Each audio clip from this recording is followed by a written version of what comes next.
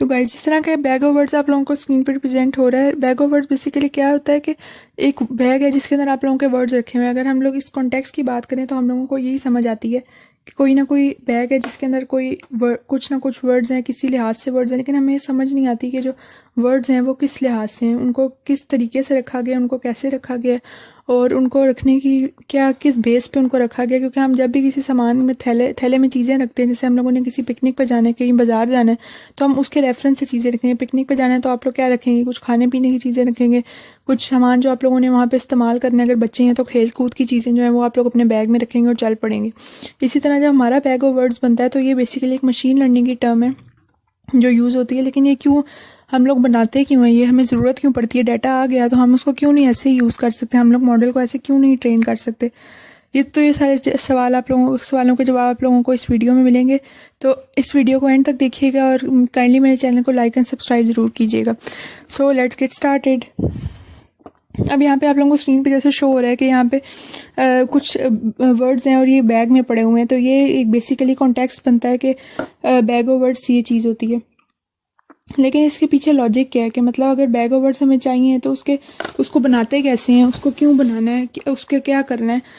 क्योंकि bag of words होता ही है कि वो कुछ फीचर्स को एक्सट्रैक्ट करने के लिए होता है। आपको एक रॉ डाटा आप लोगों को दे दिया जाता है और उसको कहा जाता है कि आप लोग इससे मॉडल को ट्रेन भी करें और मॉडल को टेस्ट भी करें। तो हम लोग उसको ट्रेन क्यों उसके बेस पे क्यों नहीं कर सकते? क्योंकि जो रियल वर्ल्ड होती है उसमें जो डाटा होता है वो अनक्लीन होता है, उसमें गार्बेज वैल्यूज़ बहुत ज़्यादा होती हैं, स्पेसेस बहुत होती हैं। जो डाटा होता है वो क्लीन नहीं होता, जिस बेस पे हम लोग जो है उसको मॉडल को ट्रेन नहीं कर सकते। क्योंकि अगर गार्बेज वैल्यू होंगी, स्पेसेस होंगी वैल्यूज़ में, तो अगर हम उसी बेस पे उस मिस्टेकन डाटा को उससे अगर हम मॉडल को अपने ट्रेन कर लेंगे तो जब टेस्ट करेंगे तो उसकी एक्यूरेसी वो नहीं होगी जो हम चाहते होंगे, या उससे ज़्यादा उसकी एक्यूरेसी नहीं होगी। इसलिए हम लोग क्या करते हैं कि अपना डाटा, हमारा जो गार्बेज डाटा होता है उससे हम लोग कुछ वैल्यूज़ को एक्सट्रैक्ट कर लेते हैं, उससे हम लोग कुछ वर्ड्स निकाल लेते हैं और उन वर्ड्स के बेस पे हम मॉडल को ट्रेन करते हैं और उसके बाद उस मॉडल को टेस्ट किया जाता है। तो इसमें आप लोगों को जैसे स्क्रीन पे शो हो रहा है कि इसके पीछे लॉजिक क्या है, इसको बनाने की क्यों इसको बनाया जाता है। उसमें सबसे पहली चीज़ आ जाती है कि उसको क्लीन किया जाता है डाटा को। जब डाटा को आप लोग क्लीन कर लेंगे तो उसके बाद सेकंड चीज़ आ जाती है कि उसको हम लोग उसके टोकन्स बनाते हैं। अब जिस तरह आप लोगों को डाटा दिया जाता है तो वो एक लाइंस की फॉर्म में होता है, पैराग्राफिंग होती है। उसको हम लोगों ने कैसे सिंपलेस्ट वे में लाना है कि हमारा जो मॉडल है उस पर ट्रेन हो जाए, वो हम लोग उसके टोकन्स बनाते हैं। और टोकन्स आप लोगों को मैं दिखाती हूँ नेक्स्ट कि किस तरह होते हैं। कि टोकन्स इस तरह, जैसे आप लोगों को एक स्ट्रेट लाइन दी हुई है तो आप लोग उसको टोकनाइज ऐसे करेंगे कि ये स्ट्रेट लाइन में से जो वर्ड आप लोगों के मतलब जो आप लोग मॉडल को ट्रेन करने के लिए यूज़ करेंगे वो आप लोग टोकन्स बना लेंगे इस तरह। ये आप लोगों के टोकन्स बन जाएंगे। फॉर एग्जांपल अभी जेनेरिक हम लोग देख रहे हैं। उसके बाद हम लोग इसकी वोकेबलरी बिल्ड करते हैं। वोकेबलरी बिल्डिंग मीन्स के जैसे आप लोगों का एक सेंटेंस है और उसके अंदर वर्ड्स कितने आ रहे हैं। जैसे मैंने ये 2 लाइंस लिख ली हैं सपोज़, तो इसमें एक्सट्रैक्ट हम लोगों ने 6 इसके फीचर्स किए हैं या 6 हम लोगों ने इसके टोकन्स एक्सट्रैक्ट किए हैं।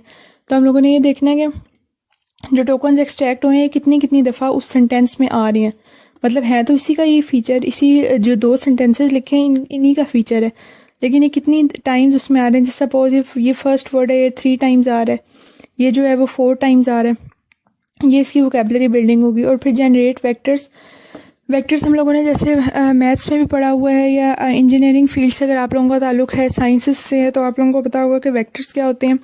Vectors are basically those things के जो आप लोगों को बताती हैं कि कौन सी चीज़ कितनी दफ़ा किसी जगह में प्रेजेंट है, और वो आप लोगों को उसकी बेसिकली नंबर से रिलेटेड चीज़ें बताती है। तो उसके बाद हम लोग उसके वेक्टर्स जनरेट करते हैं और वो स्पार्स मैट्रिक्स ज़्यादातर फेमस है इस केस में कि उसको वेक्टर्स को जनरेट करने के लिए मैट्रिक्स यूज़ होता है, स्पार्स मैट्रिक्स। नेक्स्ट हम लोग ये देखेंगे कि अगर आप लोगों को डाटा दिया हुआ है रियल वर्ल्ड में तो डाटा आप लोगों का इस तरह से दिया होता है, लेकिन अगर आप लोगों को कोई एग्जांपल कराई जाएगी तो वो इस तरह कराई जाएगी। और जब आप लोगों को रियल वर्ल्ड में डाटा कैटर करना होगा, रियल वर्ल्ड में डाटा आप लोगों को यूज़ करना होगा, मॉडल को ट्रेन करना होगा, तो तब आप लोगों को डाटा फर्स्ट फॉर्म में दिया जाएगा जो ऊपर वाली स्क्रीन में दिया गया कि डाटा आप लोगों के पास फाइल्स होंगी ढेर सारी, और उसके अंदर जो डाटाज है वो इतने केबीज़ में दिया गया होगा या उसके एमबीज़ में हो या जीबीज़ हो। आप लोगों को उसके अकॉर्डिंग जो है वो मॉडल को ट्रेन करना होता है। लेकिन जो आप लोगों को एग्जांपल के थ्रू समझाया जाएगा, जिस तरह मैं भी आप लोगों को समझाऊंगी, तो वो एक लाइन होगी या मे बी 2 से 3 लाइन्स होंगी जो आप लोगों को समझाई जाएंगी, और उसी की बेस पे आप लोग कैटर करेंगे कि किस तरह जो है वो रियल वर्ल्ड का डाटा जो है वो उसको किया जाता है। और यहाँ पे जिस तरह आप लोगों को दी गई है फाइल, तो ये ज़्यादातर कॉमा सेपरेटेड फाइल्स होती हैं या फिर ये एक्सेल फाइल्स होती हैं, लेकिन एक्सेल शीट्स जो हैं वो ज़्यादा बड़े डाटा के लिए नहीं यूज़ होती, तो उस डाटा के लिए जो है शीट्स यूज़ होती हैं वो कॉमा सेपरेटेड जो आप लोगों ने देखी हुई होंगी .csv फाइल्स होती हैं, वो यूज़ होती हैं इसमें। और ये जो सेकंड वाली एग्जांपल है, फर्स्ट एग्जांपल होगी, और ये वाली जो सेकंड एग्जांपल है इसमें आप लोगों को दिया गया कि ये जो एक पूरी लाइन है ना, इसको हम कहते हैं एक डॉक्यूमेंट। और अगर आप लोगों के कोई भी आप लोगों के वो है फाइल है, उसके अंदर अगर 100 लाइन्स हैं तो इट मीन्स कि ये 100 डॉक्यूमेंट्स हैं। और आप हर डॉक्यूमेंट को आप लोगों ने सेपरेट देखना है, और आप लोगों ने देखना है कि हर डॉक्यूमेंट के अंदर कितने वो वर्ड्स हैं जो आप लोगों के यूज़ किए जा सकते हैं एज ए टोकन्स। जैसे आप लोगों के पिछले मैंने बताया इस स्टेप में, ये फर्स्ट स्टेप था डाटा क्लीनिंग और सेकंड स्टेप है टोकनाइज। हम लोगों को कौन कौन से उसमें वर्ड्स चाहिए जो हम लोगों उसको टोकन्स बनाएंगे और एज अ टोकन वो आगे फिर काम करेंगे इन बैग ऑफ वर्ड। जिस तरह अब ये एक फ़ाइल दी गई है, इस फाइल में बेसिकली क्या हो रहा है कि जो आप लोगों का डाटा है वो दिया गया है, और ये CSV फाइल है, और इसके अंदर जो है ये आप लोगों को दी गई हैं एंटिटीज़, और इसके और नीचे जो है आप लोगों का सारा वो डाटा दिया गया है कि क्या क्या इसमें डाटा है वो सारा।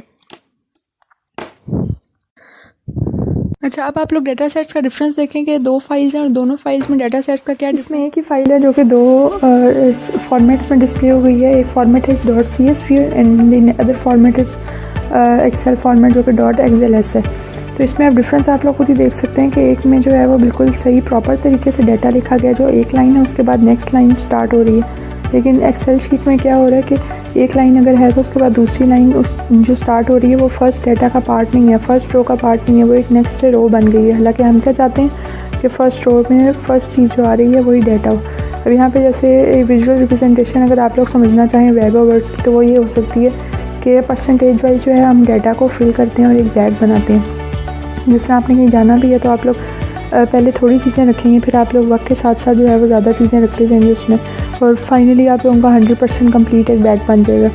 इसी तरह आप लोग अपनी इम्प्लीमेंटेशन जिस तरह रियल लाइफ में इम्प्लीमेंट कर सकते हैं बैग ऑफ वर्ड्स, इसी तरह आप लोग अपनी टेक्निकल लाइफ में भी बैग ऑफ वर्ड्स को इसी तरीके से इम्प्लीमेंट करते हैं कि आहिस्ता आहिस्ता आप लोग डाटा जो है वो उसके ऊपर अप्लाई करते हैं बैग ऑफ वर्ड्स का मॉडल, और इसके बाद आप लोगों को डाटा जो है वो एकदम से नहीं मिल जाता। जो बैग ऑफ वर्ड्स आप लोगों को मिलते हैं, words Aahista Aahista gradually and slowly वो अकर होते हैं, और उसके बाद आप लोगों का जो फाइनल रिज़ल्ट है वो काफ़ी देर के बाद बनता है। तो आई होप आप लोगों को ये लेक्चर समझ आई होगी। जिस तरह विजुअल रिप्रेजेंटेशन भी आप लोगों को मैंने दिखाई है। And do subscribe to my channel for such more and more videos. और नेक्स्ट पार्ट इंशाल्लाह मैं आप लोगों के लिए लेके आऊँगी जिसमें इसको डीपली जो है वो बताया जाएगा, और इसके साथ ही जो है वो इसको इम्प्लीमेंट भी किया जाएगा पाइथन में। तो स्टे ट्यून्ड फॉर दैट।